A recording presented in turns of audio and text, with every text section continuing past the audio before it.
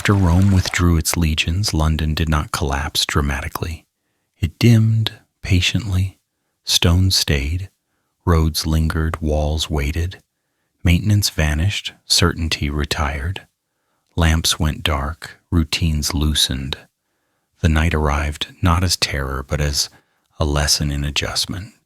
Before you drift any deeper, if this quiet helps you feel safe tonight, you're welcome to stay with us.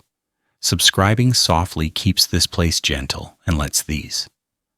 Now, rest. City without legions.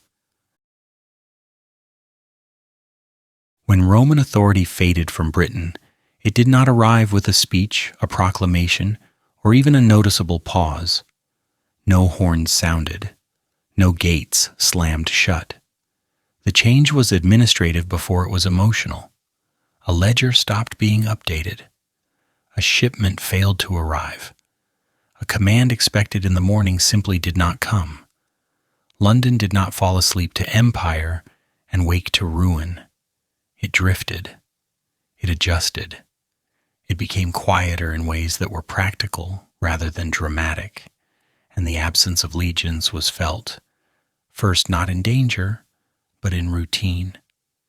The soldiers did not march out together. Some left on orders, some stayed longer than planned, some never left at all, choosing marriage, trade, or obscurity over a return to provinces that felt just as uncertain. Pay stopped arriving regularly. Equipment wore out. The structures that depended on enforcement continued briefly through habit alone.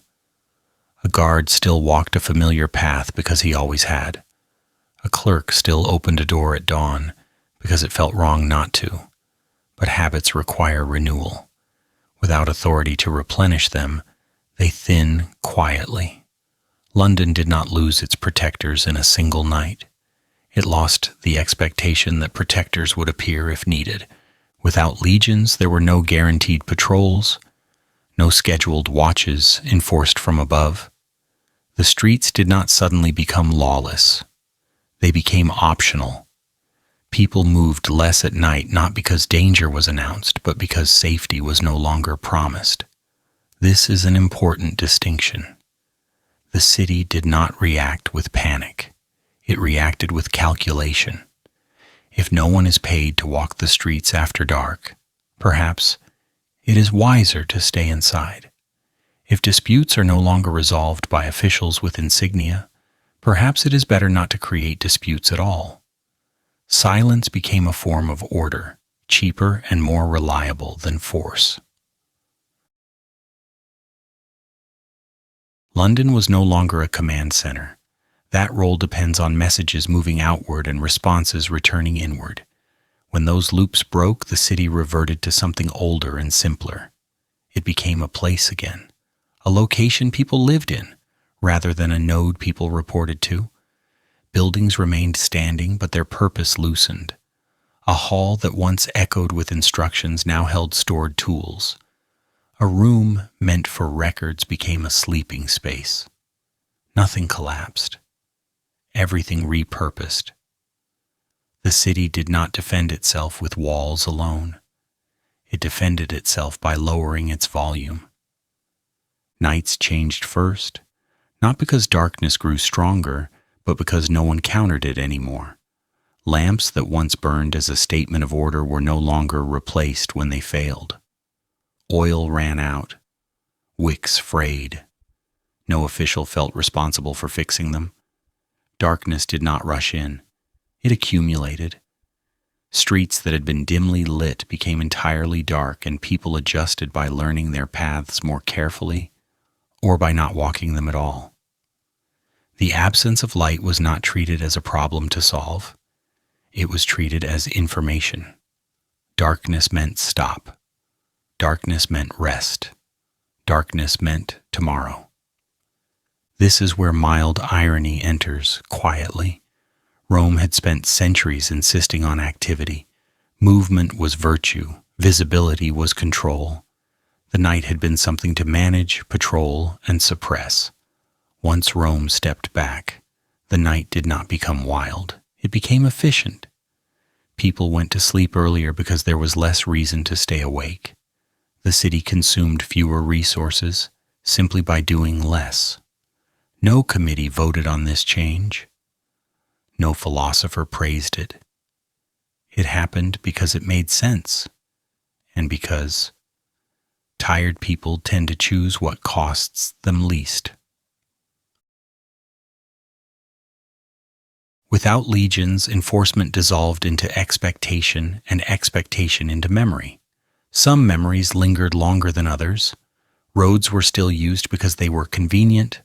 Walls were still respected because they were there. But the idea that someone was watching, measuring, correcting, slowly evaporated. This did not lead to constant conflict. It led to restraint. When punishment is uncertain, risk becomes expensive. Londoners learned to avoid unnecessary motion. Activity shrank inward. Homes became more central than streets. Interiors mattered more than facades. The city learned to protect itself by turning down its own dial. Sleep patterns shifted.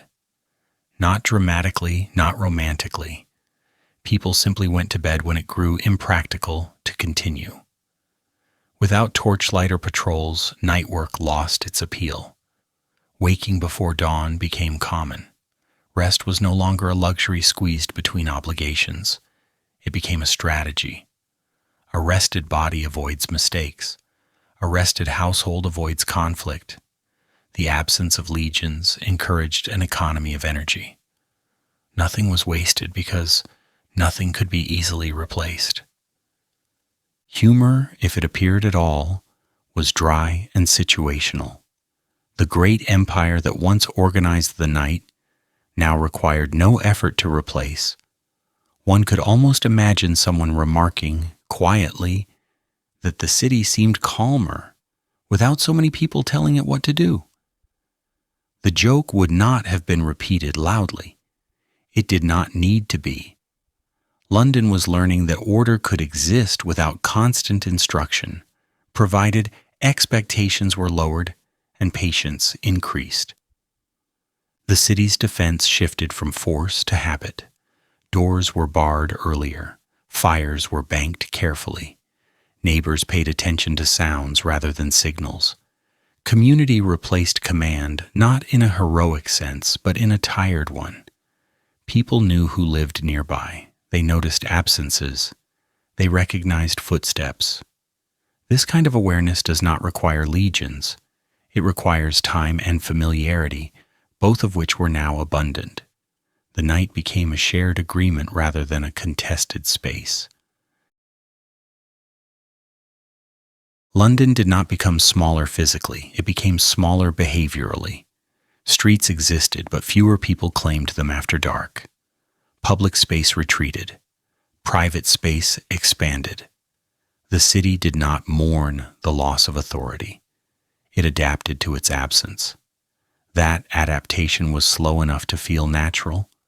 No one woke one morning and declared themselves post-Roman. They simply noticed over months and years that fewer instructions arrived and that life continued anyway. This is the quiet endurance often missed when collapse is imagined. The city did not need legions to exist. It needed time to recalibrate. It needed darkness to become acceptable. It needed silence to become normal.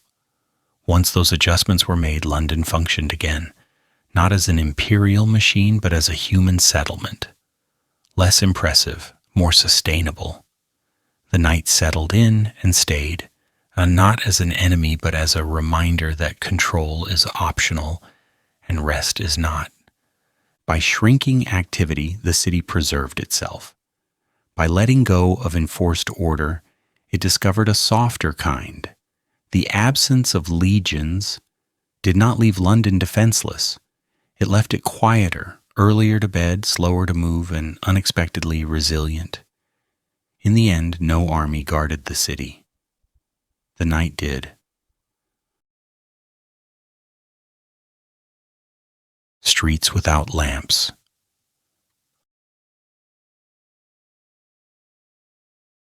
Roman street lighting in Britain had never been generous. It was modest, practical, and selective, more suggestion than illumination.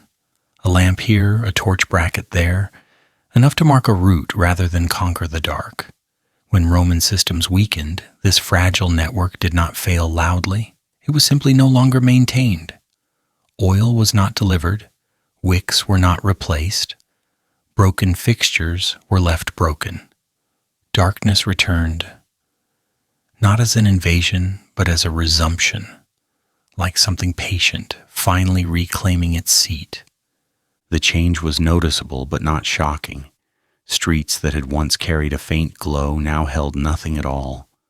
Corners disappeared, edges softened, distances became harder to judge, yet no decree followed. No one announced that the city would now be dark. People noticed because their feet slowed and their eyes adjusted. Londoners did not argue with the night. They recalibrated around it, because arguing requires energy, and the dark made efficiency fashionable. Night travel did not vanish because it was forbidden. It vanished because it stopped being useful. If you could not see clearly, you could not hurry. If you could not hurry, there was little point in being out at all. Tasks that could wait until morning were postponed without drama. Meetings ended earlier. Journeys shortened. The night filtered behavior without issuing rules. Darkness, it turned out, was an excellent administrator. It asked no questions, issued no punishments, and achieved compliance anyway. This adjustment was not driven by fear, at least not in the dramatic sense. There were no sudden spikes in violence attributed to darkness, no legends of streets instantly becoming traps. Instead, there was calculation. People learned where not to go. Certain routes faded from use after sunset. Others remained narrow and familiar, traced by memory rather than sight. The city rewrote its own map each evening, not on parchment, but in habit. Roman law had relied on visibility. To be seen was to be regulated. Lamps extended authority into the night, softly but deliberately. When the lamps went out, authority retreated with them. What replaced it was not chaos, but discretion. Darkness did not encourage misbehavior so much as it discouraged movement. A person indoors is rarely a problem for public order. The night, by limiting motion, reduced friction more effectively than patrols ever had. There is a quiet irony here. The empire that valued control invested in light to maintain it. Once that control weakened, light became unnecessary. People required fewer rules when they simply stayed home. The city saved resources by not fighting the dark. Oil could be used for cooking instead of lamps. Fire could be banked rather than burned brightly. The absence of light was not experienced as deprivation. It was experienced as relief from obligation. Streets themselves began to change in meaning. By day they remained thoroughfares. By night they became borders. Crossing them felt intentional rather than casual. This distinction mattered. A boundary invites respect. A threat invites resistance. Darkness framed the night as something to move around, not through. It created a rhythm in which activity expanded and contracted predictably. Morning restored the streets. Evening returned them to rest. The human body responded as well. Eyes adapted. Steps became measured. Conversations lowered in volume because shouting into darkness feels wasteful. The city became quieter, not because silence was enforced, but because it made sense. Sound carries farther at night. People learned this quickly. The dark taught them what laws once had to insist upon: move less, speak less, preserve energy. Humor survived thin and dry. Someone likely remarked that the streets were finally honest about their condition. Without lamps, potholes were no longer pretending to be civilized. The joke would have landed softly because laughter, like travel, did not need to be loud to exist. Londoners were not romanticizing darkness. They were using it. The night was not beautiful. It was useful. Darkness reorganized time as much as space. Evening meals crept earlier, work compressed. The artificial extension of the day, once provided by lamps, was gone. People returned to solar schedules, not out of nostalgia, but efficiency. Why fight the dark when tomorrow would arrive regardless? Sleep became aligned with night again, not because of ideology, but because candles are expensive and eyes get tired. This reorganization had social effects. Homes grew more central. Interior spaces mattered. Hearths replaced streets as gathering points. Stories were told indoors. Tools were repaired earlier in the day. Children learned quickly that night meant inside, not because of rules, but because there was nothing compelling outside. The city became inward-facing, not closed, but folded. Importantly, the night was not described as dangerous by default. Danger was situational, specific, and largely avoidable. Darkness itself was neutral. It revealed which actions were unnecessary. This is different from fear-driven withdrawal. Fear demands justification. Practicality does not. People did not need to be scared of the night to respect it. They only needed to recognize that it offered little reward. Over time, the absence of lamps stopped being noticed. Darkness became the baseline rather than the exception. Children grew up without remembering lit streets. For them, night was simply how the city behaved after sunset. This normalization mattered. A dark street is only alarming if you expect it to be bright. Once expectations shift, anxiety dissolves. The night lost its edge and became background. The city's relationship with law subtly changed. Without light, enforcement was harder but also less necessary. Fewer people were out to enforce. Fewer incidents occurred that required enforcement. This was not moral improvement. It was logistical simplification. Less activity produces fewer conflicts. Darkness achieved this without speeches or soldiers. London did not mourn its lamps. It forgot them. Their absence did not symbolize decline. It marked transition. The city learned that boundaries do not need to be built if they can be implied. The night implied restraint, gently, repeatedly, and without argument. Streets without lamps became streets with limits, and limits, it turned out, were easier to live with than commands. By letting darkness reorganize behavior, London conserved itself. Energy was saved, conflict reduced, rest increased. The night became a boundary rather than a threat, a signal rather than a warning. Streets slept, so the city could continue quietly, efficiently, and without needing to see itself to function. Buildings that outlasted authority. Stone buildings remained long after authority withdrew, and they did so without comment or complaint. Walls did not ask who governed them. Columns did not inquire about budgets. Roofs failed quietly, tile by tile, beam by beam, while foundations stayed firm. London did not wake one morning surrounded by ruins. It woke surrounded by structures that were still present, but no longer explained. The city did not demolish itself. It simply stopped using parts of itself, and night made this clearer than day ever could. Public buildings were the first to feel this shift. Their purpose had depended on voices, schedules, and official presence. When those vanished, the spaces lingered briefly in expectation.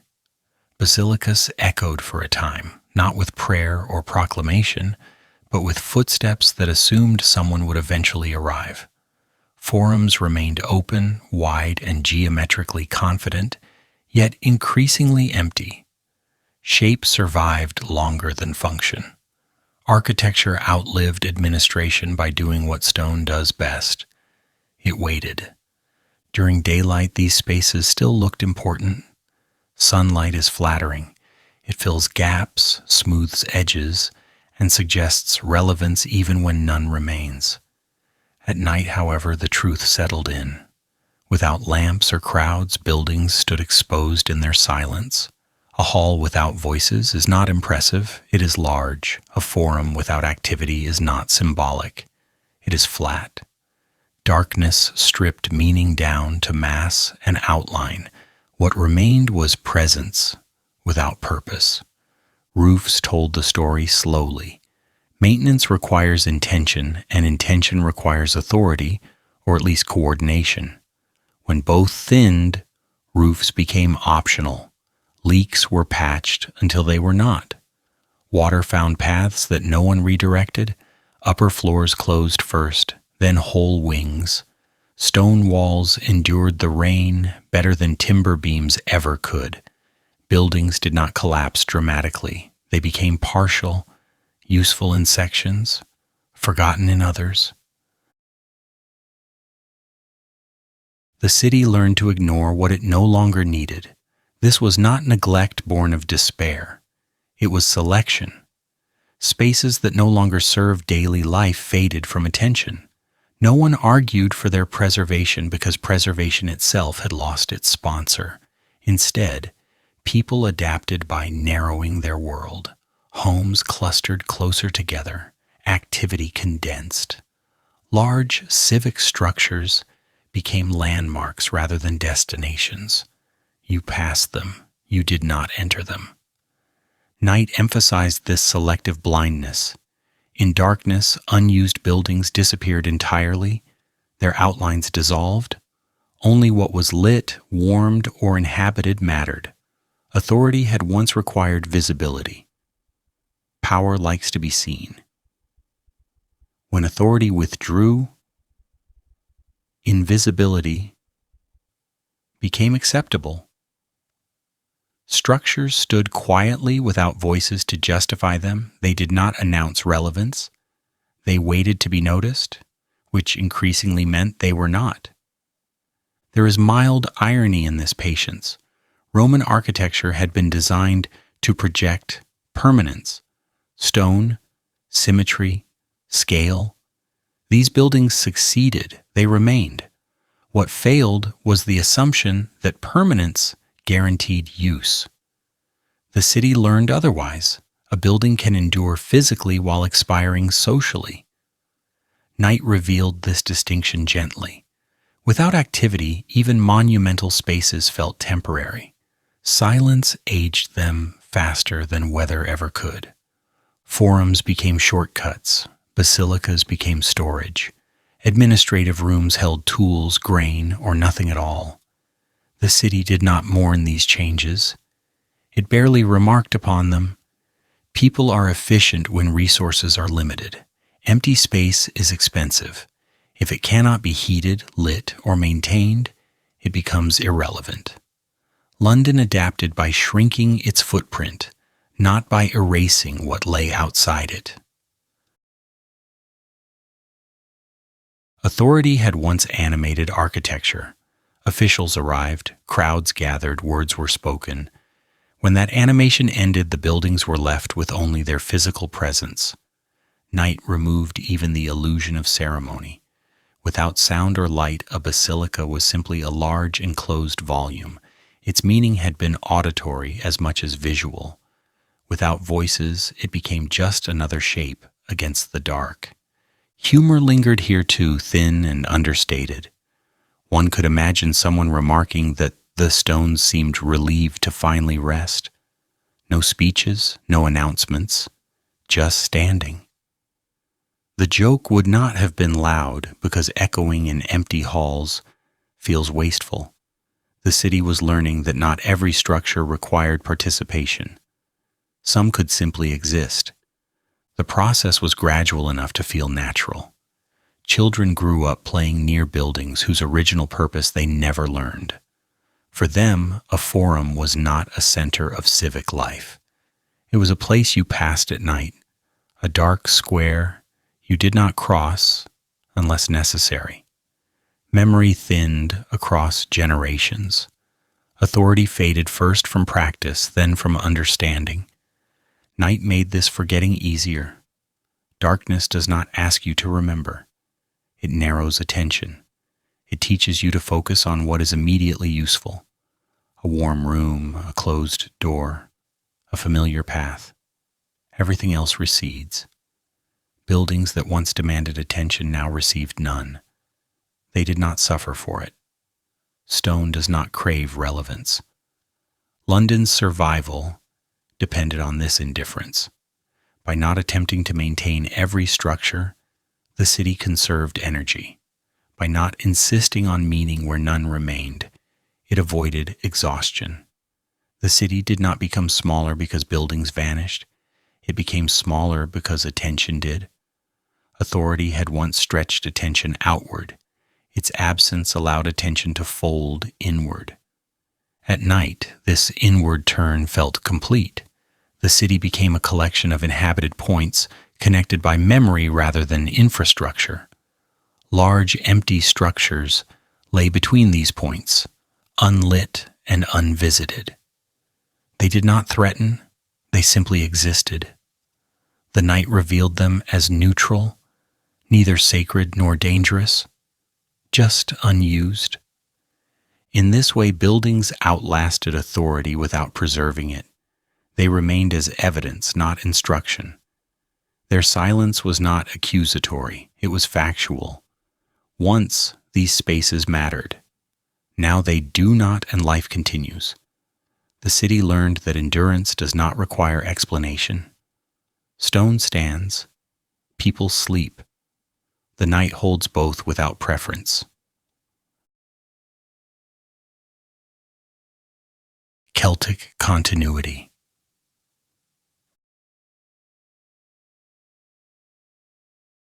Local populations did not vanish when Roman authority receded.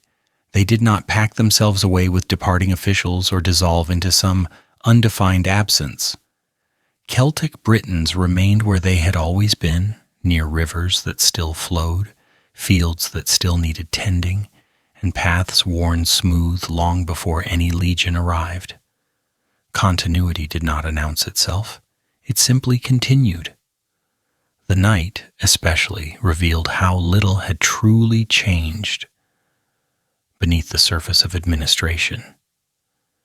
For these communities, the Roman withdrawal did not feel like an ending. It felt like a thinning. Fewer strangers passed through. Fewer instructions arrived. Fewer expectations pressed down from elsewhere. What remained were familiar rhythms that had never fully disappeared. Firelight still gathered people inward. Evening still arrived with the same cues. Darkness still suggested rest rather than opportunity. The night did not need to be relearned. It was remembered. Celtic households had long organized themselves around land rather than schedules. Rivers dictated work more reliably than calendars. Fields responded to weather, not orders. Nightfall had always been a practical boundary. You stopped when you could no longer see well enough to continue safely. Roman lighting had altered this slightly in towns, extending activity and visibility, but it had never fully replaced older habits. When that light faded, the older patterns returned without ceremony. Evenings were quiet by default. Fires were lit low, not as displays but as tools. Firelight was directional. It illuminated hands and faces, not streets. It encouraged closeness. People sat nearer together. Conversations were contained. There was no expectation that the night should be productive in a public sense. It was restorative, domestic, and predictably limited. The night belonged to households. rather than institutions. Movement after dark was minimal, not because of fear, but because of irrelevance. There was little reason to travel far once work was done. Paths were known, but they were not needed. Communities had always been largely self-sufficient. Roman systems had layered additional movement on top of this, moving goods, messages, and authority across space. When those systems weakened, the underlying stillness became visible again. Roman withdrawal did not erase older rhythms. It allowed them to surface more fully. This is an important distinction. The Celtic night was not revived. It had never left. It had been compressed, negotiated with, partially obscured. Once administration loosened its grip, habit expanded into the space it left behind. People did not celebrate this return. They simply lived it. Sleep came earlier, but not abruptly. It followed the familiar arc of tired bodies. There was no reason to resist it. Without public obligations pressing into the evening, rest became the natural conclusion of the day. Waking came earlier too, aligned with light and need rather than decree. This pattern was not ideological. It was efficient. It conserved fuel, energy, and attention. Humor existed here, quiet and situational. One could imagine a wry acknowledgement that the empire had gone to great effort to teach people to stay awake longer, only for everyone to stop doing so once supervision ended. The joke would not have been sharp. Celtic humor rarely needed to be. It rested in observation rather than punchlines. The night, after all, was doing what it always had. Firelight structured space differently than lamps ever could. Lamps pushed light outward, attempting to claim the dark. Firelight pulled people inward, accepting darkness as the surrounding condition. This difference mattered. Under firelight, the world feels contained. The edges fade, attention narrows. Stories grow slower. Silence becomes comfortable rather than suspicious.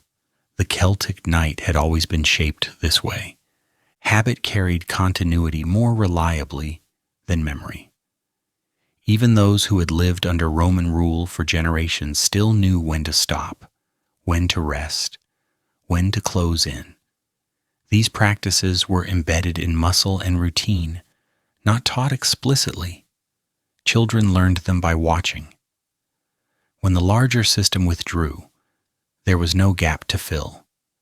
Life simply continued at its earlier tempo.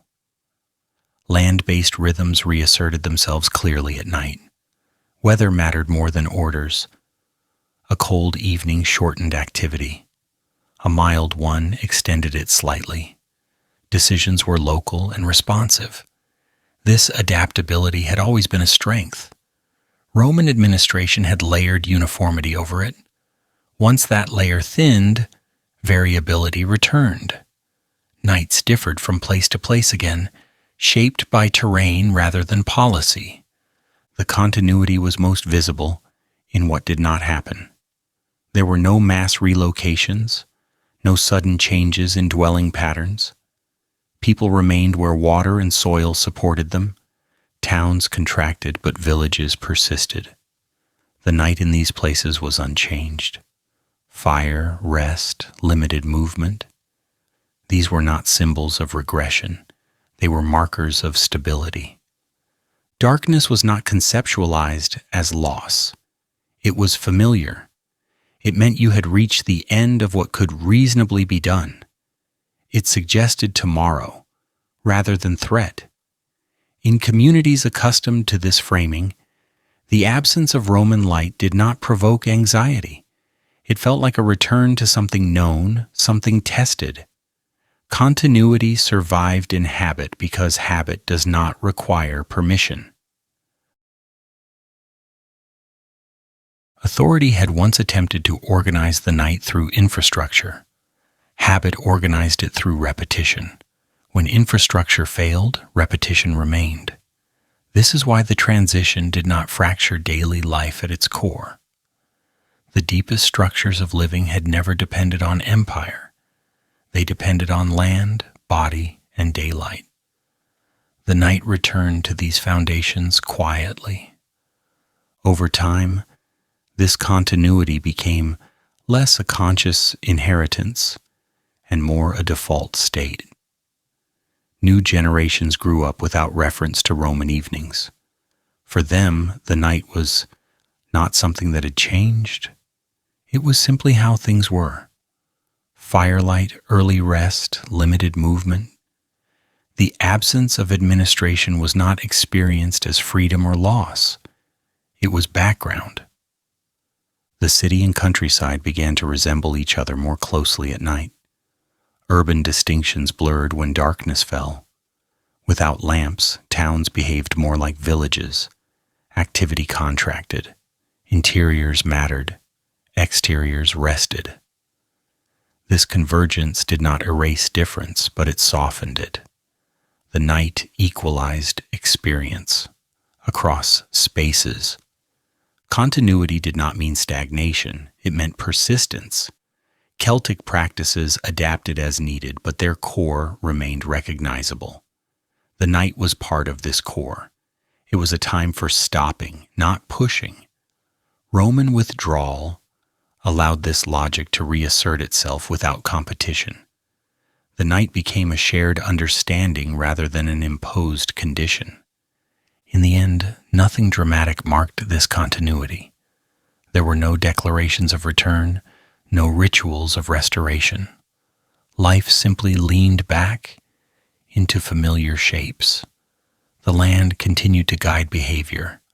Firelight continued to gather people. Rest continued to arrive early. The night resumed its old role, not as an absence of authority, but as a presence of habit.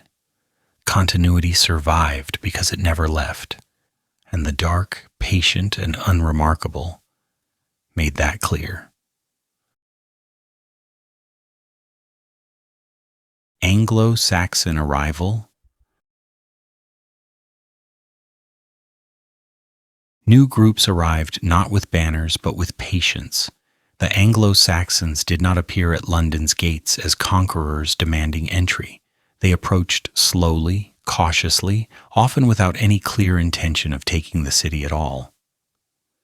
Movement happened in increments small enough to feel accidental. A settlement formed near a river bend. Another appeared beside workable fields. The city itself remained largely untouched, not because it was feared, but because it no longer offered obvious advantages, especially at night. London, without its lamps, presented a different face after sunset. The outlines of walls were still visible by day, but darkness dissolved their invitation. Streets that once guided strangers inward now did the opposite. Without light, the city felt closed, not hostile, just uninterested. Open land, by contrast, was legible even in low light. Fires marked households clearly. Paths were familiar. Boundaries were negotiated by habit rather than stone. For newcomers, this mattered. Anglo-Saxon groups settled around London rather than inside it. This was not an act of avoidance rooted in superstition or fear. It was a practical decision shaped by night.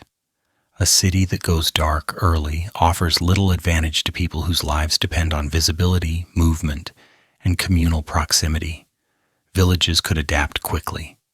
London, heavy with unused structures, adapted slowly. The night made this difference apparent. Urban life did not end. It paused. This pause was not dramatic enough to be recorded as collapse. It was simply a period where the city was less useful than its surroundings. Anglo-Saxon settlements grew where land could be read easily, fields could be extended, fires could be seen from a distance, sound traveled predictably. The night in these spaces was navigable. The night in London was quiet to the point of indifference. There is a mild irony in this arrangement. Rome had built London to project power outward. When power withdrew, the city projected nothing at all. Darkness flattened its profile. For people arriving from cultures accustomed to organizing life locally, this flatness was not compelling. Why enter a space that offered no guidance after sunset? Why trade a visible hearth for a darkened forum? Settlement patterns reflected this logic. Villages appeared along routes that bypassed the city rather than led into it. Trade did not stop, but it shifted scale. Goods moved between households and small communities, rather than through centralized markets. London remained present, but it was no longer necessary. The city slept, while life reorganized nearby. Night defined boundaries gently. Without street lighting, there was no clear signal inviting activity inward. Darkness did not threaten newcomers. It simply failed to assist them. A dark street does not say, "Do not enter." It says, "There is nothing here right now." Anglo-Saxon settlers listened to this message. They built where the night was readable. Firelight played a crucial role. In villages, fire marked belonging. It told you where people were. It indicated safety without needing walls. In London, firelight was sparse and interior. From outside, the city appeared largely unlit. This made it feel uninhabited even when it was not. Perception mattered more than reality. The night shaped decisions long before daylight corrected them. Movement patterns adjusted accordingly. Anglo-Saxon communities traveled by day and rested by night. This aligned well with rural settlement. The city, however, had been designed to extend activity artificially into evening. Without that extension, it lost one of its primary advantages. The night erased the difference between urban and abandoned space. For newcomers, that difference mattered. London's pause was not emptiness. People remained. Life continued. But it did so quietly, inwardly, without drawing others in. Anglo-Saxon arrival did not disrupt this. It flowed around it. Settlements grew near the city rather than within it, creating a ring of activity that did not depend on the old urban core. Humor, again, survived in understatement. One might imagine a quiet observation that the great city preferred to sleep through the arrival of new neighbors. No resistance, no welcome, just closed doors and darkness. The joke would not have been unkind. It would have been factual. London was tired, and tired places do not rush to impress. Over time, interaction increased. Trade occurred. Paths connected. But the relationship remained asymmetrical. Villages adapted faster than the city. Their nights were active enough to sustain community, but restrained enough to conserve energy. London's night was deeper, heavier, less responsive. It belonged to people already inside, not to those arriving. This arrangement suited both sides. Anglo-Saxon groups did not need a city to validate their presence. They organized around kin, land, and seasonal rhythms. The city, meanwhile, was spared the pressure of immediate transformation. It could remain paused without being erased. Urban life waited while rural life adjusted. The night was central to this balance. It prevented sudden integration. It slowed encounters. It allowed coexistence without confrontation. Darkness does this well. It reduces urgency. It encourages rest. It makes patience easier than ambition. In this environment, arrival did not mean takeover. It meant proximity. As generations passed, boundaries softened. Some Anglo-Saxon families moved closer to the city. Some city dwellers adopted rural patterns. But the initial phase mattered. It set a tone of gradualism rather than disruption. The city was not conquered because it was not awake enough to resist or invite. It simply existed quietly. Urban life paused without ending. This pause was not stagnation. It was a holding pattern. Structures remained. Paths were remembered. The city waited until conditions made its revival sensible. The night ensured that this waiting did not become frantic. It stretched time gently. In the end, Anglo-Saxon arrival reshaped the region without forcing the city into immediate relevance. London slept while villages adapted nearby. This was not neglect. It was compatibility. The night defined boundaries clearly enough that no one needed to argue about them. Darkness, once again, organized behavior more effectively than command. The arrival was slow. The adjustment was quiet. The city remained. Life continued around it. And the night, steady and unremarkable, made space for both without demanding resolution. Nights without law as habit. The absence of formal law at night did not arrive as a vacuum. It arrived as a thinning. Rules did not vanish in a single moment. They lost visibility, lost reinforcement, and eventually lost relevance after dark. London did not descend into nightly violence once patrols faded and authority slept. Instead, something quieter took hold. Habit replaced instruction. Constraint replaced command. The night did not need law. It shaped behavior on its own, patiently and repeatedly, until regulation felt unnecessary. Without officials moving through the streets, movement itself became rare. This was not an act of obedience. It was calculation. A person outside at night gained little and risked inconvenience. Darkness slowed walking, distorted distance, and made recognition uncertain. Without any promise of assistance or arbitration, it was easier to remain where one was already known. People avoided movement not because they were told to, but because the night made movement inefficient. Doors closed earlier. This was one of the most consistent changes. Early closure was not a signal of fear, but of completion. The day had ended. What needed doing had been done as far as light allowed. Remaining awake served no clear purpose. Closing a door reduced variables.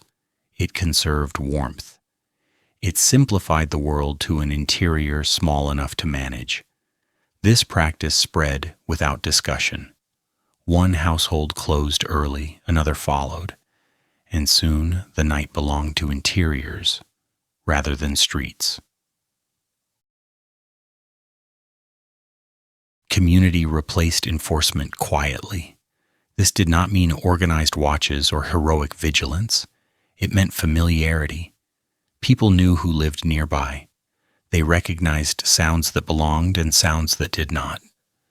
In small, inward-facing networks, this awareness was enough.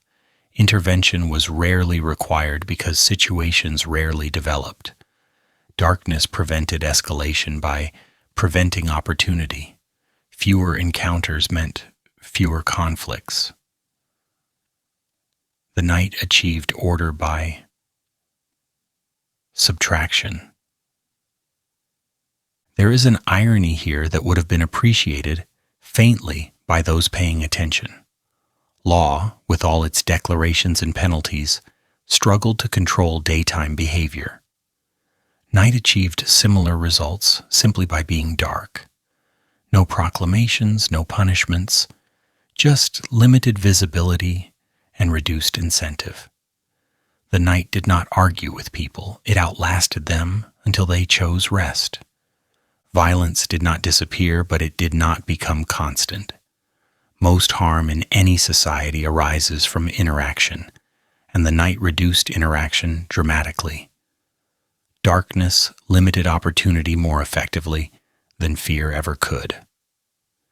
People did not imagine danger everywhere. They simply recognized that nothing urgent waited outside. The absence of law was not felt as abandonment. It was felt as relief from oversight. Habit formed quickly because it required no maintenance. Once people adjusted their routines, those routines reinforced themselves. Children learned that night meant inside. Travelers planned journeys to end before dusk. Disputes waited until morning. These behaviors did not need explanation. They were demonstrated nightly. Habit proved more durable than regulation because it cost less to uphold. The night became predictable. Predictability matters more than safety in many cases. A predictable night allows planning. You know when the city will quiet. You know when movement will stop. You know when doors will close. This consistency reduced anxiety. Law had once promised order. Habit delivered it without paperwork. Humor survived here as well. Thin and understated. One could imagine someone remarking that the city had finally found a law that everyone followed, and it was called bedtime. The joke would have carried no bitterness. It would have been observational. The night did not punish disobedience. It made disobedience tiring. Darkness reshaped social expectations. Being out late required explanation, not suspicion, just explanation. Why are you here? Why now? These questions were not accusations. They were practical. The night did not encourage curiosity. It encouraged conclusion. Most people preferred not to answer such questions at all and chose sleep instead. Self-regulation extended beyond movement. Noise dropped. Fires were banked lower. Conversation softened. Excess drew attention, and attention felt unnecessary. The night taught moderation without preaching it. This was not moral improvement. It was efficiency. Loudness wastes energy. Light consumes fuel. Motion invites complication. The night limited all three. Importantly, this self-regulation did not rely on shared ideology. People did not agree on why the night should be quiet. They agreed on the outcome because it worked. Habit does not require consensus. It requires repetition. Over time, the night's constraints became so familiar that their origin was forgotten. People no longer thought of themselves as adapting. They thought of themselves as living normally. The absence of law revealed something subtle about authority. Law had been most visible when it was enforced. Once enforcement faded, many behaviors continued anyway. This was not because people were inherently compliant. It was because the environment supported those behaviors. Darkness aligned with rest. Rest aligned with safety. The system held without supervision. Night did not create virtue, it created pause. That pause was enough. In paused societies, harm travels slowly. Decisions are deferred. Impulses cool. This cooling effect was one of the night's most valuable functions. Without law to accelerate resolution, time stepped in as mediator. Morning returned perspective. Many conflicts resolved themselves by simply surviving the night. London's nights without law became habitual rather than remarkable. Visitors may have noticed the quiet. Residents stopped noticing altogether. This invisibility was success. A system that draws no attention is functioning. The night drew no attention because it asked nothing. Over generations, this habit shaped expectations of governance. Authority was associated with daylight. Night belonged to households and custom. This division reduced friction. People did not expect officials to manage darkness. Darkness managed itself. Law did not compete with night. It retreated from it. The city did not romanticize this arrangement. There were no songs praising dark streets or closed doors. It was simply how things worked. Practical solutions rarely inspire celebration. They inspire continuation. Nights without law continued because they were sustainable. In the end, the absence of formal law at night did not weaken the city. It softened it. It reduced strain. It lowered the volume of daily life. The night shaped behavior through constraint, not threat. It did not need rules because it offered limits that made sense. People accepted those limits because they were tired, because tomorrow existed, and because nothing important was lost by resting. The city slept, not under guard but under habit. Doors closed. Movement ceased. Community held. Darkness did what authority no longer needed to do. It kept things small enough to manage, quiet enough to endure, and slow enough to continue. Trade that rested.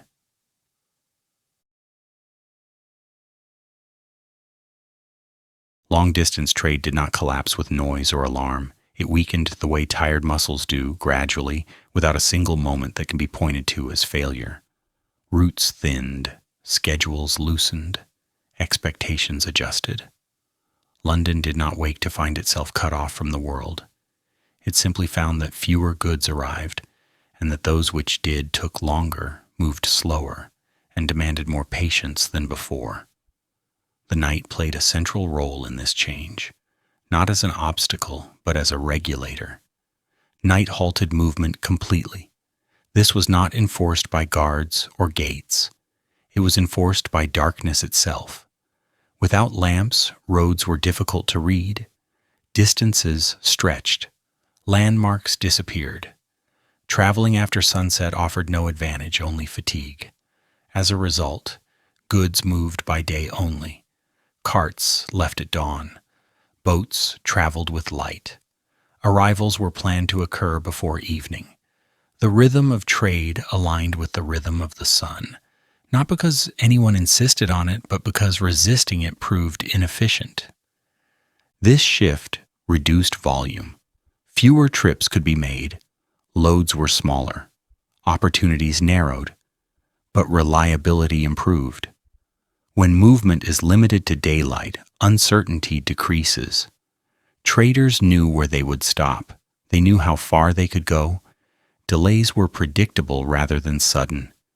In a world without constant lighting, speed became less valuable than consistency. Trade that rested was slower, but it was also steadier. Storage began to matter more than speed. When goods cannot be replenished quickly, holding them safely becomes essential. Warehouses replaced markets as the backbone of exchange. Grain was stored carefully. Tools were maintained rather than replaced. Surplus, when it existed, was guarded. This did not require complex accounting. It required restraint. The city adjusted by learning to keep what it had rather than chase what it lacked. Markets closed early. This was not an act of decline, it was an act of alignment. There was little reason to keep stalls open once light faded and traffic slowed. Buyers were gone, sellers were tired. Closing early preserved energy and reduced waste. The market became a daytime institution again, bounded by light rather than ambition. Evening belonged to households, not commerce. The tone of trade shifted as well. Without the pressure of constant flow, transactions slowed. Negotiations became local. Trust mattered more than reach. Long-distance trade still existed, but it was occasional rather than continuous. Goods that traveled far were chosen carefully. Risk was managed by limiting exposure. This was not conservatism born of fear. It was pragmatism born of night. There is a gentle irony here. Empires often imagine trade as something that must always move faster, farther, and more frequently. When night halted movement, trade did not vanish. It learned to pause. In that pause, inefficiencies were revealed. Excess circulation was trimmed away. What remained was trade that could tolerate interruption because interruption was expected. London adjusted to less without drama. This is an important point. There were no widespread protests about fewer imports, no desperate attempts to reignite constant exchange. People noticed the change, certainly, but they incorporated it into daily planning. Needs were reassessed. Luxuries became rarer. Necessities were prioritized. The city learned to function within narrower margins. Daylight became more valuable. Work was concentrated. Travel was purposeful. There was less wandering, less speculation. Each journey carried weight. This did not romanticize labor. It disciplined it. When you cannot move at night, you plan your day carefully. Trade routes became predictable sequences rather than continuous flows. This predictability supported trust. Night shaped this system quietly. It did not forbid trade. It simply made delay inevitable. When delay is inevitable, planning adapts. Traders learned to stop rather than push through fatigue. Goods were secured rather than rushed. Boats were moored rather than forced onward. The night insisted on rest, and trade complied. Humor surfaced here too, faint and observational. One could imagine a remark that the city had finally agreed to stop chasing distant goods after dark, as if the night itself had closed the shop. The joke would have been mild. It would not have mocked loss. It would have acknowledged adjustment. Trade that rests is not lazy. It is paced. The reduction in volume had social effects. Fewer strangers passed through at night. Inns quieted earlier, streets emptied. The city became more predictable after sunset. This predictability reinforced the habits already forming. Trade, by resting, contributed to the general quiet. Economic life aligned with domestic life rather than competing with it. Reliability became a form of wealth. Knowing that grain would last mattered more than knowing that more could be ordered. This shifted values subtly. Hoarding was not praised, but preparation was. Storage rooms gained importance. Counting replaced acquisition. The city learned that abundance is less useful than continuity. Long-distance trade weakened, but local exchange strengthened. Villages traded with nearby settlements. Goods circulated within smaller regions. This reduced dependency on distant routes. It also reduced vulnerability. A blocked road mattered less when alternatives were close. Night favored this localization. Darkness compresses space. What is far feels farther. What is near feels sufficient. Markets adapted to this reality. They became quieter, shorter, more focused. There was less spectacle, less shouting, less urgency. Prices stabilized not because of regulation, but because conditions were consistent. When everyone closes at dusk, competition evens out. The night flattened extremes.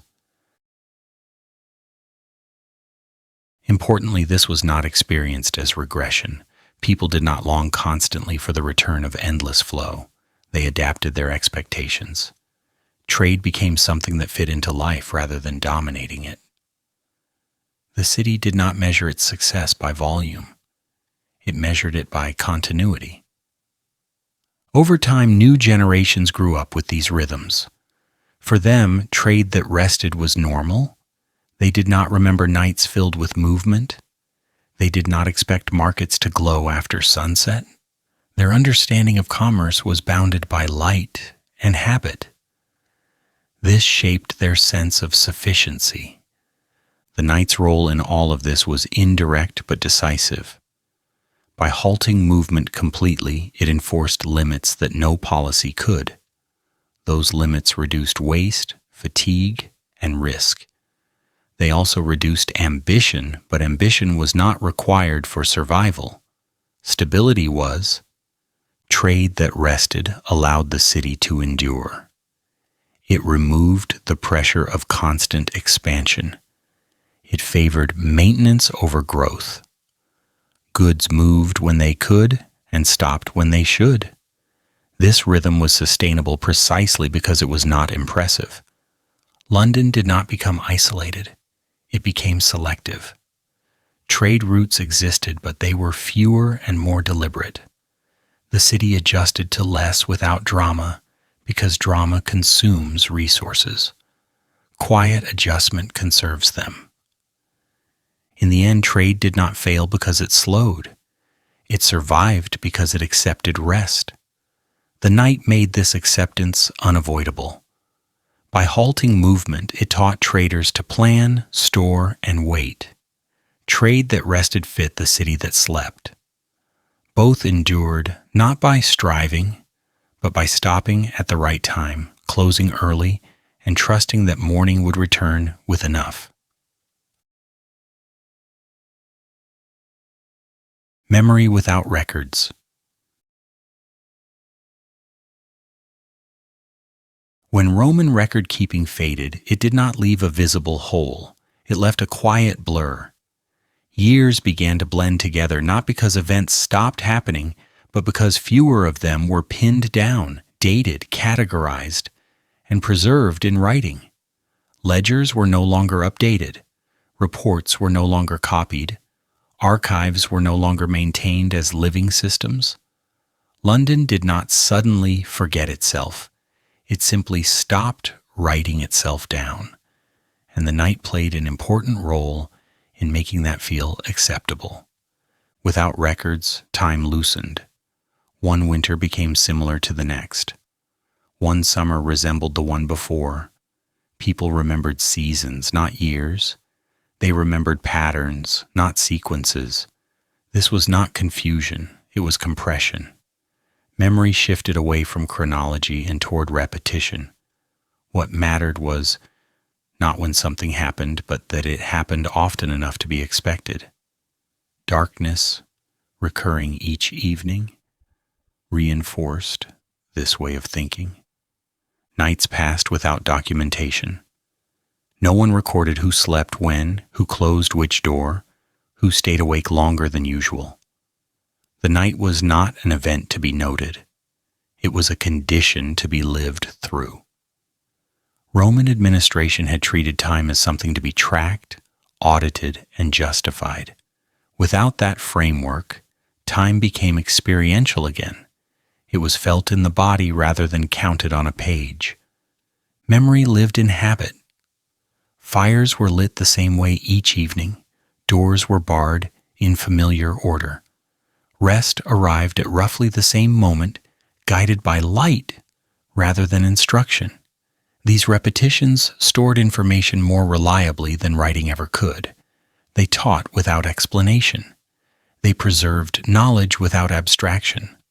The night was particularly good at this. Its return was predictable, its demands minimal. You did not need to remember the date to know what to do when darkness arrived. London did not narrate its survival. It practiced it. This distinction matters. Narration requires distance. It requires someone to step back and describe what is happening as a story. Practice requires presence. It asks only that you do what works again. Without records, there was little incentive to explain continuity. Continuity explained itself by continuing. Darkness helped erase the need to justify. During the day, remnants of old systems still invited comparison. Buildings hinted at past order. Roads suggested former networks. At night, those comparisons faded. Darkness equalized experience. Whether a street had once been important or ordinary mattered less when it could not be seen. The night reduced the pressure to remember what had been lost. This absence of documentation did not mean absence of memory. It meant a different kind of memory. Stories were told, but they were not anchored to dates. Names drifted, details softened. What remained were lessons rather than facts. Do not travel far at night. Store enough for winter. Close early. These memories did not require parchment. They required repetition. There is a quiet irony in this. Roman administration had invested heavily in writing to preserve order. Once writing thinned, order did not vanish. It shifted location. It moved into bodies and routines. The night assisted this shift by reducing variation. Each night was similar enough to reinforce memory through familiarity. Variety complicates recollection. Repetition strengthens it. Years blending together did not feel like loss to those living through them. It felt like stability. When each year resembles the last, planning becomes simpler. Expectations narrow. Anxiety decreases. Darkness contributed to this smoothing effect. Nights did not announce change. They repeated themselves faithfully. In doing so, they made time feel slower and less demanding. Without records, authority lost one of its primary tools. But daily life did not require authority to remember how to function. People remembered because they practiced. The city remembered because it moved in grooves worn by use. Night deepened those grooves by limiting experimentation. There was little incentive to try new arrangements after dark. Habit prevailed. Humor surfaced here as well, understated and situational. One could imagine someone remarking that no one would ever know exactly when things changed, and that this was probably for the best. The joke would not have mocked ignorance.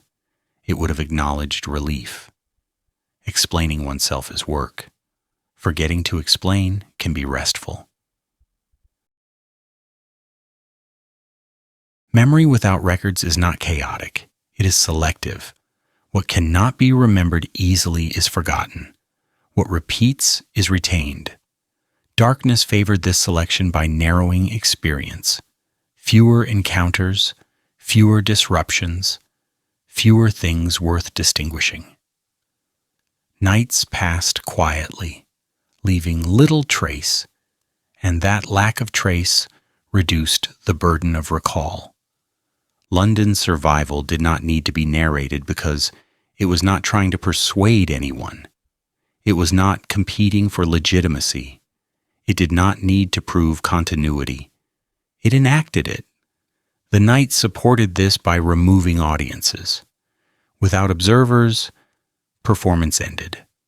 What remained was routine. Children grew up learning from observation rather than instruction.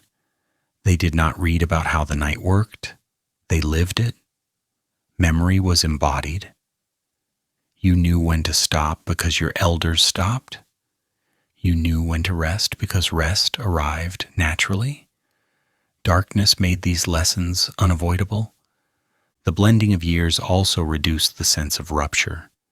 Without precise records, there was no clear before and after. Change became gradual by default. This softened transitions. Roman withdrawal, administrative decay, settlement shifts all merged into a long present. The night, recurring and familiar, anchored experience in sameness rather than difference. This had psychological effects. People were less preoccupied with loss. You cannot mourn what you cannot date. You cannot long precisely for what you cannot define. Darkness blurred sharp edges. Memory without records favored acceptance over nostalgia. There were still memories of Rome, of course. Buildings remained, stories lingered, but without records, these memories lost authority. They became anecdotes rather than frameworks. The night made this easier. In darkness, a basilica is just a large shape. Its former importance does not announce itself. Memory softened in the dark. Time itself felt different. Without dated documents, time was measured in cycles. Nights returned, days followed, seasons turned. This cyclical sense of time is forgiving. It allows mistakes. It allows rest. It does not demand progress. Darkness reinforced this by marking a clear end each day. Whatever was not done could wait. London did not explain why it endured. It did not record its adjustments. It did not define its era. It simply lived within constraints that made sense. Memory was not something kept. It was something enacted. The night, recurring and undemanding, made enactment sufficient. In the end, memory without records proved resilient. It required no storage, no upkeep, no authority. It survived by being useful. Darkness helped erase the need to explain, because explanation is a daylight activity. At night, understanding reduces to simple actions. Close. Rest. Wait. Years passed. No one counted them carefully. Life continued. London did not narrate its survival. It practiced it again and again each night, quietly, without witnesses, without archives, trusting that repetition would remember what writing no longer did. A city that slept fully. Unlike Roman London, this city slept deeply, not symbolically, not metaphorically, but physically and collectively. When night arrived, activity did not merely slow, it ended. There were no attempts to stretch the day beyond its natural limit. No effort to extract additional productivity from darkness. Night was not treated as unfinished daylight. It was accepted as its own state with its own purpose, and that purpose was rest. In Roman London, night had once been managed. Lamps extended visibility. Patrols extended authority. The city remained partially awake, alert, and watchful. This wakefulness had been presented as order. In its absence, something else emerged. The city learned to stop completely. This was not laziness. It was recalibration. A city that sleeps fully does not collapse into inactivity. It reorganizes its energy. Night was no longer productive, and this was understood without debate. No goods were moved, no announcements were made. No transactions occurred beyond the household. Ambition went to bed with the light. What remained awake were only necessities. A fire kept low, a parent listening for a child, a door secured. Everything else rested. The city, as a system, powered down. This sleep was protective.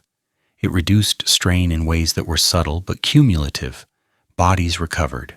Tools were not overused. Fires consumed less fuel. Roads were spared unnecessary wear. Disputes cooled overnight instead of escalating. The city avoided exhaustion by refusing to stay awake longer than it needed to. This refusal was not ideological. It was biological, architectural, and environmental. Rest replaced ambition gradually. There was no announcement that the city would aim for less. It simply stopped reaching for more. Without extended hours, plans shrank to fit daylight. Projects were chosen carefully. What could not be completed within a day was reconsidered. This did not mean stagnation, it meant selectivity. A rested city chooses differently than a tired one. There is mild irony in this transformation. Roman systems had prized endurance through constant motion. Roads, trade, administration, all depended on staying active. When those systems weakened, the city discovered that endurance could also be achieved through stopping. Sleeping fully did what constant vigilance never could. It preserved capacity. Night became a shared agreement. When most people sleep, sleep becomes easier. Silence reinforces itself. Darkness deepens. The city did not need rules to enforce rest. Rest arrived because nothing else was happening. The absence of distraction made sleep possible at a collective scale. This mattered. Individual rest is fragile. Collective rest is stable. A city that sleeps fully behaves differently during the day. Mornings arrive cleanly, work begins earlier and ends more decisively. There is less lingering, less dragging of unfinished effort into the evening. The day carries weight because it is finite. This finiteness sharpens attention. Tasks are done deliberately or not at all. The city learns to respect limits. Roman London had once blurred those limits. Artificial light had softened the boundary between day and night. In doing so, it extended control but also extended strain. The post-Roman city accepted the boundary again. Night returned as a full stop rather than a comma. Sentences ended. Thoughts concluded. Sleep followed. Humor, faint and dry, existed in this acceptance. One might imagine a quiet remark that the city finally learned what bodies had always known. Staying awake is expensive. Rest is cheaper. The joke would not have mocked ambition. It would have acknowledged fatigue. A city that sleeps admits it is tired and that admission is not weakness. Deep sleep changed social rhythms. Gatherings happened earlier, meals ended sooner. Children learned that night was not negotiable. Adults adjusted expectations accordingly. The city became less flexible in the evening and more reliable overall. Predictability increased. Anxiety decreased. People knew when things would end. This deep sleep also altered the relationship with darkness. Darkness was no longer something to push back or light through. It was something to enter. The city entered night together. This collective entry reduced fear. Fear thrives in partial light and isolated wakefulness.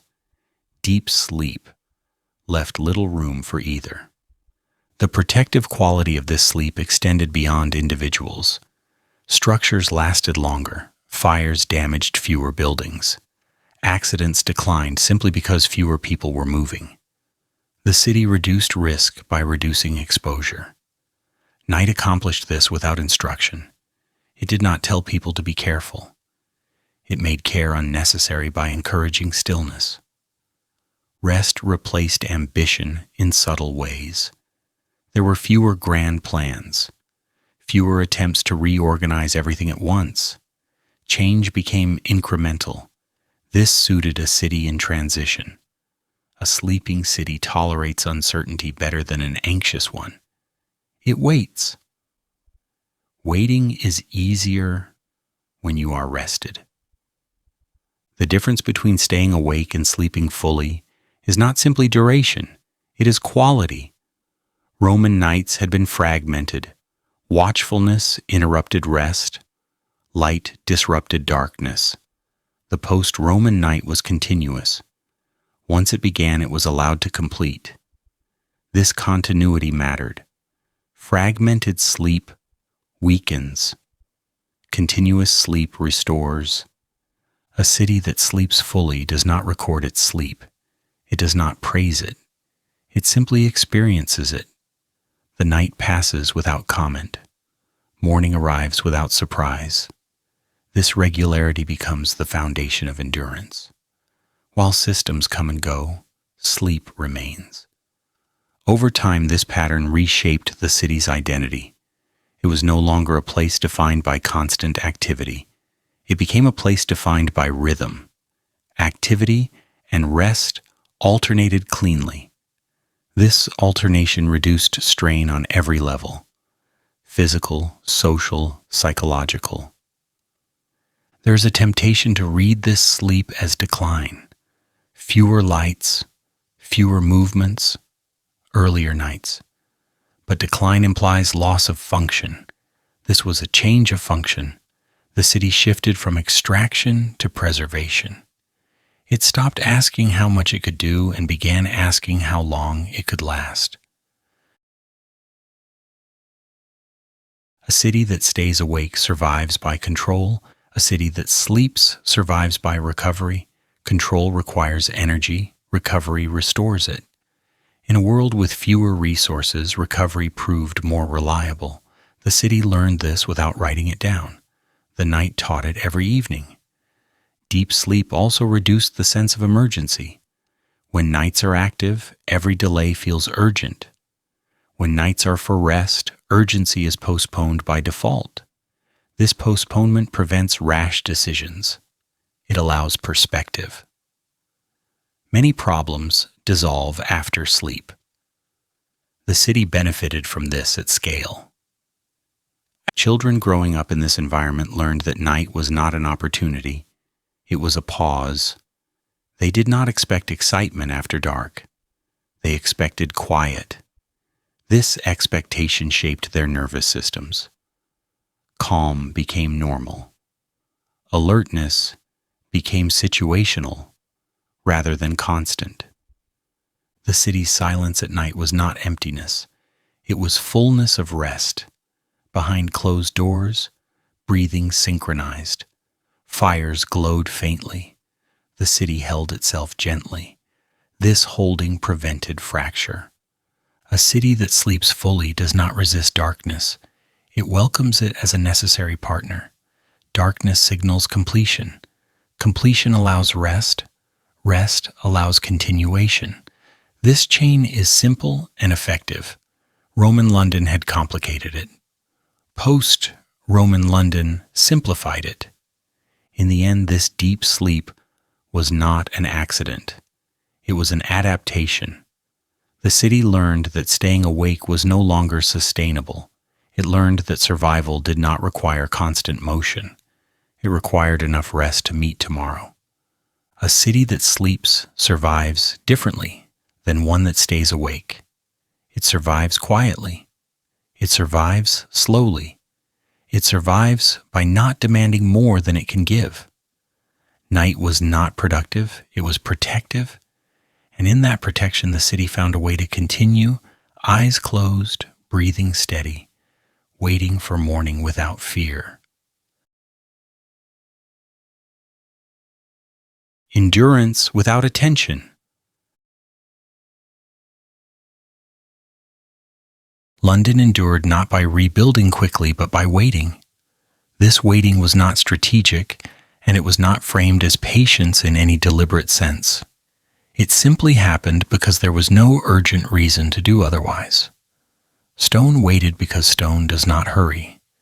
People waited because their days were already full. Night waited because it always does. In this quiet convergence, endurance took shape without ever announcing itself. After authority thinned and systems loosened, there was no immediate impulse to restore what had been lost. No coordinated rebuilding campaign followed. No grand attempt was made to return the city to a former version of itself. That kind of effort requires attention, energy, and agreement. London had limited supplies of all three. Instead of forcing recovery, the city settled into continuation. It let things remain incomplete. It allowed gaps. It did not rush to fill them. Stone structures embodied this endurance most visibly. Walls stood even when roofs failed.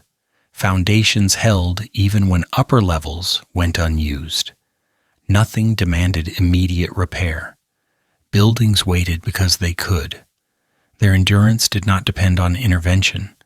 They occupied space quietly, neither collapsing nor insisting on relevance. Night revealed this patience clearly. In darkness, structures were present without asking to be seen. People mirrored this behavior. They did not hurry to redefine the city. They adjusted their lives around what was available. Homes became central. Work narrowed to what could be done reliably. Ambitions shrank to fit daylight. Waiting became a default posture rather than a temporary phase. This waiting was not passive, it was adaptive. It conserved energy and prevented exhaustion. Night played a crucial role in making waiting feel natural. Darkness interrupts momentum. It ends days cleanly. It enforces pauses without justification. In a city no longer driven by schedules or mandates, night became the most consistent signal. It arrived regardless of plans. It encouraged rest regardless of circumstance. In doing so, it normalized delay.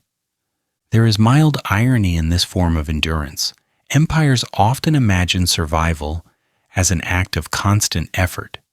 Maintenance, rebuilding, expansion. London discovered a different method. It survived by not insisting on being noticed.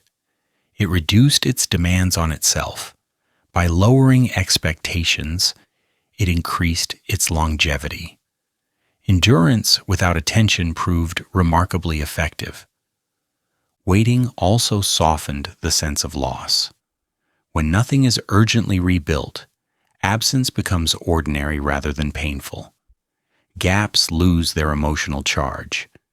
People stop comparing what is to what was. The city did not measure itself against its Roman past daily. It lived in a present that was smaller but sufficient. Night helped with this forgetting. Darkness obscures reference points. It discourages comparison.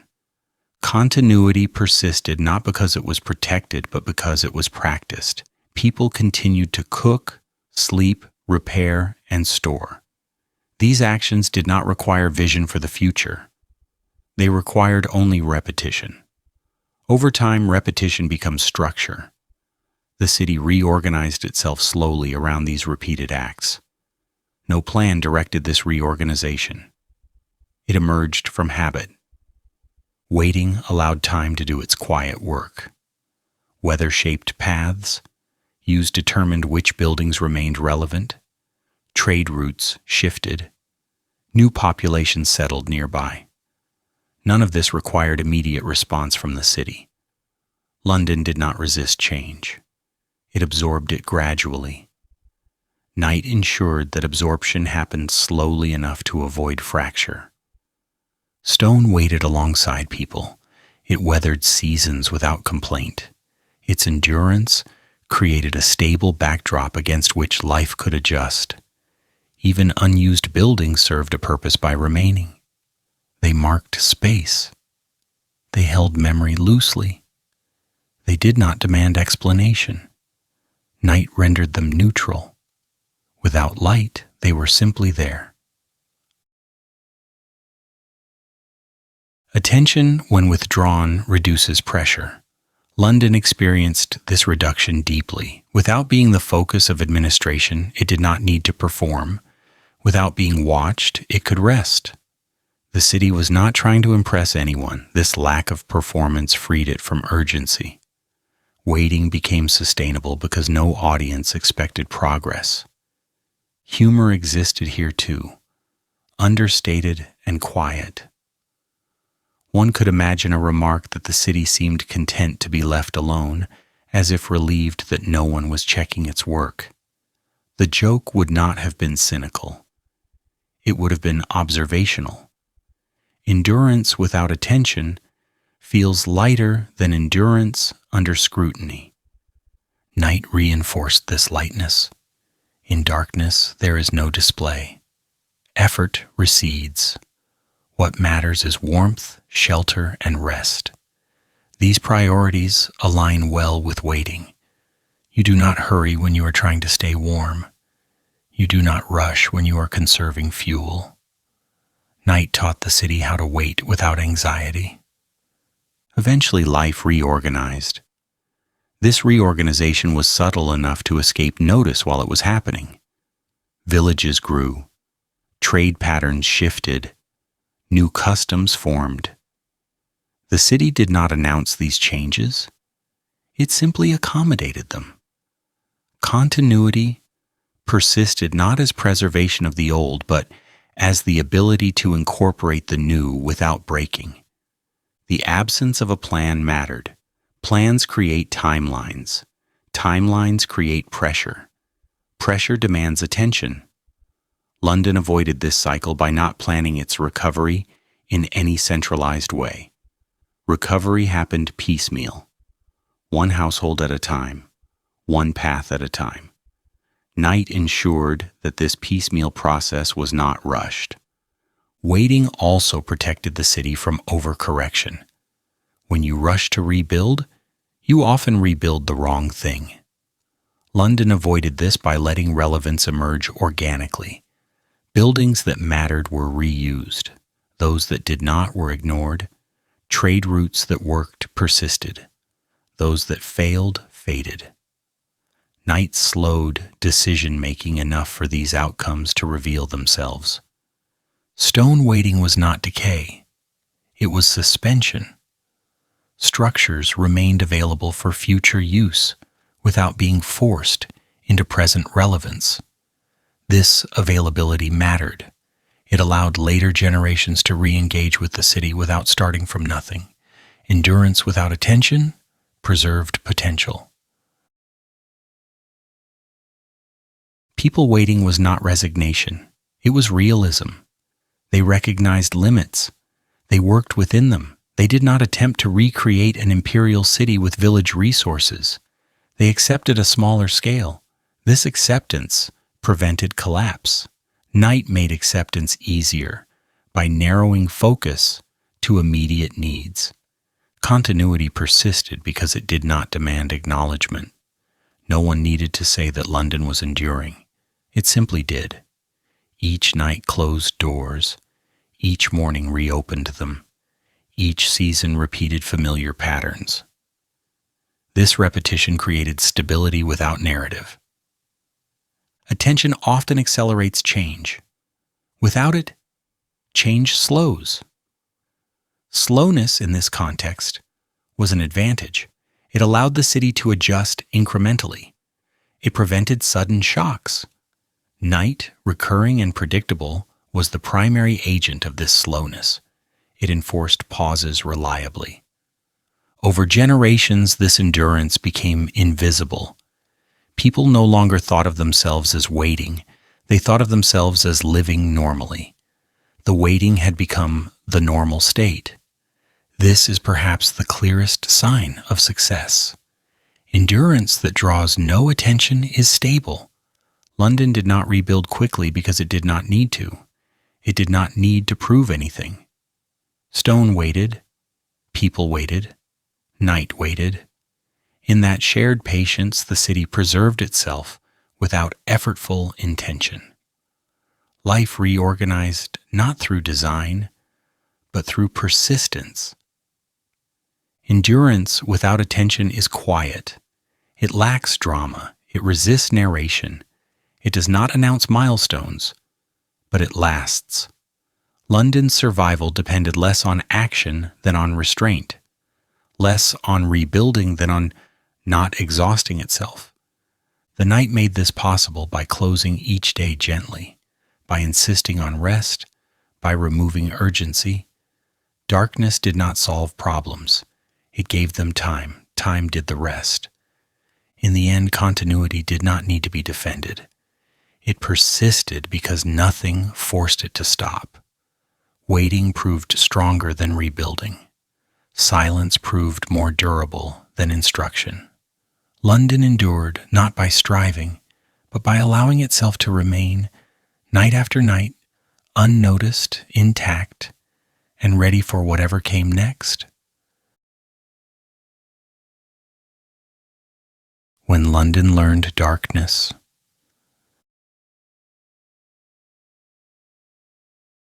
when London slept, it did not disappear. It conserved itself quietly, without instruction or apology. Darkness became a teacher not by speaking, but by limiting. Movement slowed because there was nowhere urgent to go. Expectation lowered because there was nothing to prove. The city learned that survival did not require brightness, speed, or constant presence. It required restraint, repetition, and the willingness to stop. In this darker London, decline was not experienced as failure. It was experienced as relief. The pressure to perform faded. The need to explain vanished. Streets emptied without panic. Homes closed without shame. Night no longer asked the city to display itself. It asked only that the city endure. In answering that request, London found a form of strength that did not announce itself, and therefore did not exhaust itself.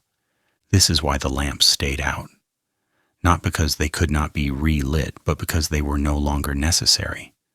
Darkness did the work that authority once demanded.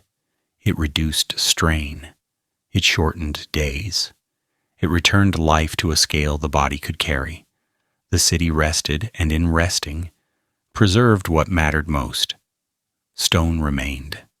Habit remained. Memory lived in repetition rather than record. Late-night history remains here because this is where most survival actually happens. Not in moments of action, conquest, or recovery, but in long stretches of restraint, in choosing not to rush, in accepting limits, in sleeping fully. London did not vanish into the dark. It settled into it. And while the city rested quietly and without spectacle, Britain continued. Survival unfolded in pauses, in nights accepted rather than resisted, in days resumed without urgency, and in a patience so ordinary it escaped notice, carrying communities forward while nothing appeared to change onward.